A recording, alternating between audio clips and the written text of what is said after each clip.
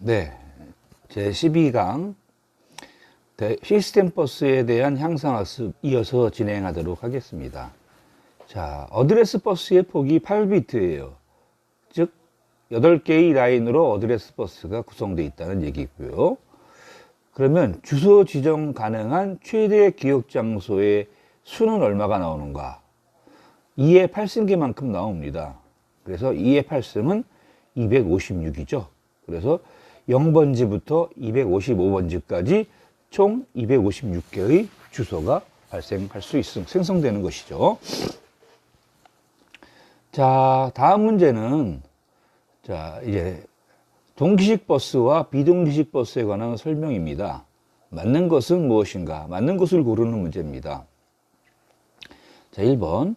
비동기식 버스는 인터페이스 회로가 간단한 장점이 있다. 왜 그럴까요? 이게 정답인가요? 인터페이스 회로가 장점이 아니고 간단하지 않고 복잡하죠. 동기식 버스는 각 버스 동작이 완료된 즉시 연관된 다음 동작이 발생하기 때문에 동기식 버스에서와 같은 낭비되는 시간이 없다. 자, 문제 스크립트가 하나 오기가 있었는데요.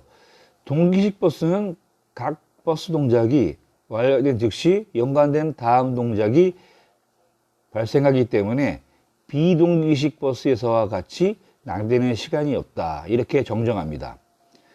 그런데 이것은 동기식 버스에 대한 설명이 아니고 비동기식 버스에 대한 설명이에요. 그래서 2번이 잘못됐습니다.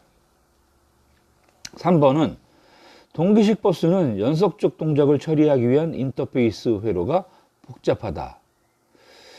자, 이것은 비동기식 버스에서 연속적인 동작을 처리합니다. 따라서 비동기식 버스는 인터페이스 회로가 복잡해요. 동기식 버스의 인터페이스 회로가 복잡한 것이 아니라 비동기식 버스의 인터페이스 회로가 복잡하다는 얘기죠. 3번도 잘못됐습니다. 4번은 비동기식 버스는 관련된 다른 버스 동작의 발생 여부에 따라서 버스의 동작 발생 시간이 결정됩니다. 연속해서 이런 버스 동작이 발생할 수 있기 때문에 인터페이스도 상당히 회로가 복잡해지죠. 정답은 4번입니다. 자, 다음 문제입니다. 제어 회로가 사용 목적을 결정을 하고 시그널 방식으로 성능이 저하되는 버스. 시간을 쪼개서 여러 가지 기능이 이 버스를 나눠서 여러 가지 기능을 갖는 버스를 나눠서 버스를 사용한다 얘기예요. 그래서 이거는 다중화 버스에 대한 설명이고요. 그리고 버스 동작의 발생 시간이 관련된 다른 버스 동작의 발생 여부에 따라 결정된다 하는 것은 비동기식입니다. 하나의 버스 동작이 끝나야 다른 버스의 동작이 시작된다는 얘기예요. 그래서 이런 것들은 비동기식 버스의 특징입니다.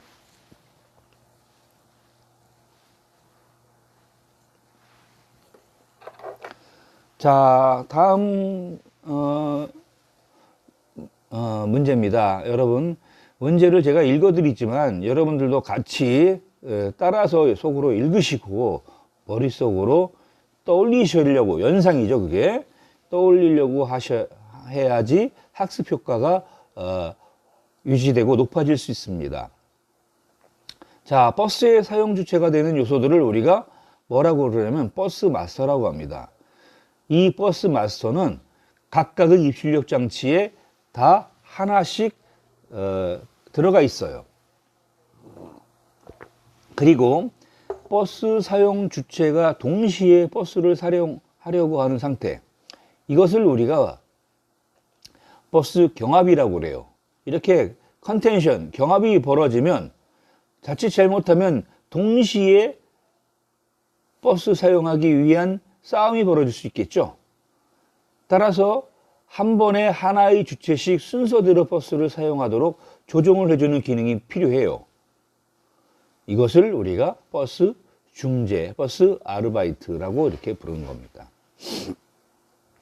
이런 역할을 해주는 장치를 버스 중재기라고 하죠.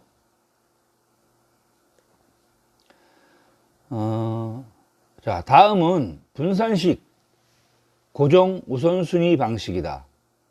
뭐에 대한 거예요? 버스에 대해서 중재하는 방식이 분산해 놓고 고정된 우선순위를 갖도록 하는 방식인 거죠. 두 가지가 결합되어 있는 방식이죠. 맞는 것은 무엇인가? 자, 모든 버스 마스터들이 하나의 중재기를 공유하고 우선순위를 결정한다.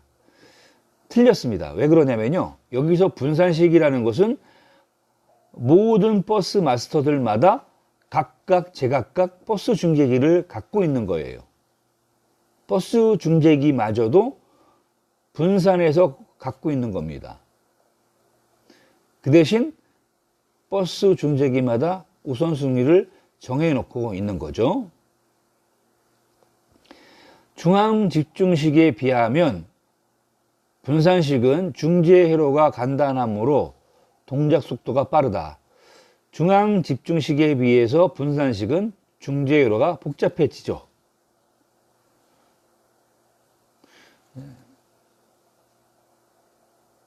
그런가요? 중앙 집중식에 비해서 중재 회로가 분산식은 간단하고 그 다음에 동작 속도도 빠릅니다. 이게 정답이죠. 세 번째, 고장을 일으킨 버스 중재기를 찾아내는 방법이 간편하다. 고장을 일으킨 버스 중재기를 찾아내기가 어려워요. 그리고 버스 중재기의 고장이 시스템에 대해서 독립적이지 않고 시스템에 종속적이기 때문에 전체적인 성능이 저하될 수가 있습니다. 그래서 분산식 고정 우선순위 방식은 2번이 정답이에요. 자, 직렬 중재 방식에서 하나의 중재 신호선 BGNT라고 되어 있는데 이거는 버스에 대한 승인이죠. 버스 그랜트에 대한 겁니다. 버스 사용을 허락하는 신호죠. 이게 데이지 체인 형태로 모든 버스 마스터들을 직렬로 연결한 구조. 이런 방식을 우리가 중앙 집중식 직렬 중재 방식이라고 합니다. 그래서 이 버스 중재기를 축으로 해서 버스 마스터들을 쭉 나열을 해놓고 있어요. 그러면 버스 중재기에 가장 가까운 방식부터 예를 들면 우선권을 주는 수도 있겠고 가장 먼 쪽부터 우선권을 줄 수도 있겠죠. 자, 그리고 데이지 체인의 버스 승인 신호, 아까 얘기한 버스 BGNT죠, 일종의. 이 신호가 버스 중재기들을 순환형으로 접속하는 구조는 우리가 분산식 직렬 중재 방식이 되겠습니다.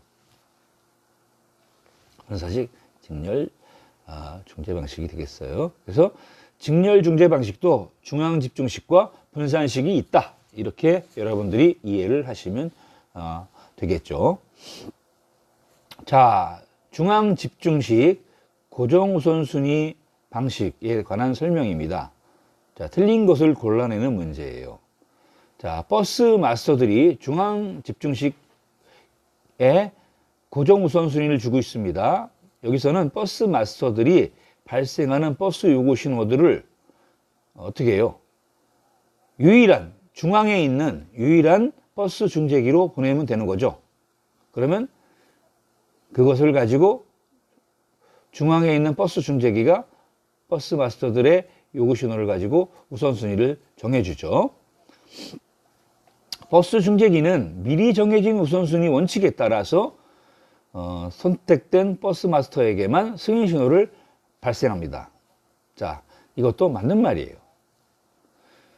자, 이렇게 해서 승인 신호를 수신한 버스 마스터와 승인 신호를 수신하지 못한 버스 마스터가 있겠죠. 이 중에서 승인 신호를 받게 되는 버스 마스터가 버스를 사용하게 되는 거죠. 그래서 1, 2, 3번은 차례대로 중앙 집중식 고정 우선순위 방식에 대해서 설명을 해 놓은 거고요.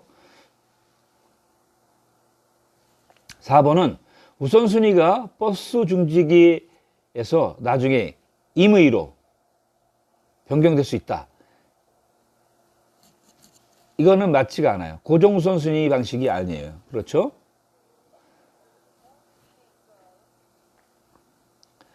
자, 앞에 지금 4번은 임의로 변경될 수 있는 것은 고정 우선순위 방식이 아니라 가변 우선순위 방식이라고 말씀을 드렸어요. 그래서 이번엔 가변 우선순위 방식에 대한 설명으로 여러분들 질문을 드려봤습니다. 가변 우선순위 방식에 대한 설명이다. 맞는 것은 무엇인가? 맞는 것을 골라내는 거죠. 그래서 이 우선순위가 로테이팅, 즉 회전을 해요. 이게 회전 우선순위 방식인데 버스 사용 승인을 받은 버스 마스터는 최하위 우선순위를 가지고, 즉 한 번 받았기 때문에 가장 뒷줄로 가서 서야 된다는 얘기죠. 그 다음에 바로 다음에 위치한 마스터가 최상위 우선순위를 가지게 돼요. 현재 버스 사용 승인을 받은 버스 마스터는 이제 버스를 사용하겠죠. 지금 바로. 그 다음에는 이제 제일 뒤로 가서 줄을 서야 된다 하는 얘기입니다. 자, 1번 회전 우선순위에 대한 방식 설명이 맞았고요. 2번, 3번, 4번은 일단 틀렸겠죠. 임의 우선순위 방식은 모든 버스 마스터들이 동등한 우선순위를 가진다. 이 경우에는 먼저 버스 사용 요구를 한 버스 마스터가 먼저 버스 사용 승인을 받게 되는데 이거를 FIFO 알고리즘을 사용한다. First in, first. 뭐 이게 틀렸네요. 그죠?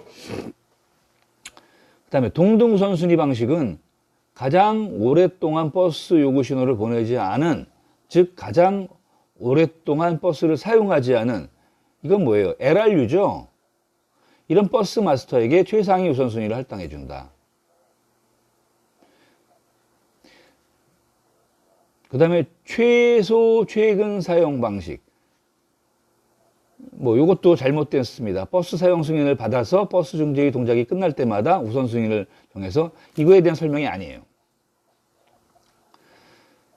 자, 이번 문제는 버스 사용을 원하는 버스 마스터가 있는지 버스 중재기가 주기적으로 검사를 해. 물어보는 거예요. 버스 중재기가 자, 버스 사용하고 싶은 사람 마스터마다 하나하나 물어보고 다니는 방식이에요. 우리가 이런 것을 폴링이라고 합니다. 이런 폴링 방식에서 버스 중재기와 각 버스 마스터 사이에 별도의 폴링선을 두고 이렇게 폴링하는 방식은 우리가 하드웨어 폴링이라고 해요.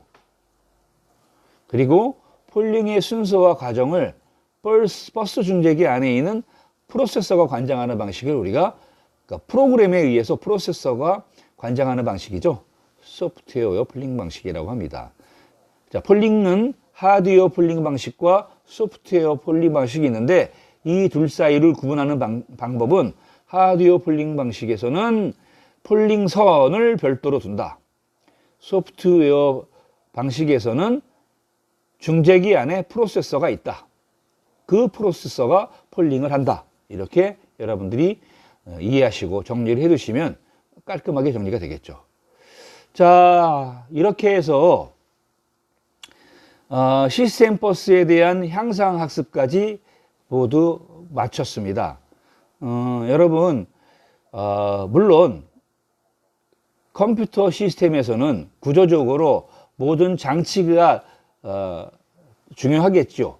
그러나 이 장치들 사이에서 정보를 원활하게 주고받을 수 있도록 하는 이런 시스템 버스와 같은 그런 전용 버스가 구성되어 있지 않다면 장치들 사이에 원활한 정보의 교환이 이루어지지 않기 때문에 시스템의 효율은 떨어질 수밖에 없을 겁니다.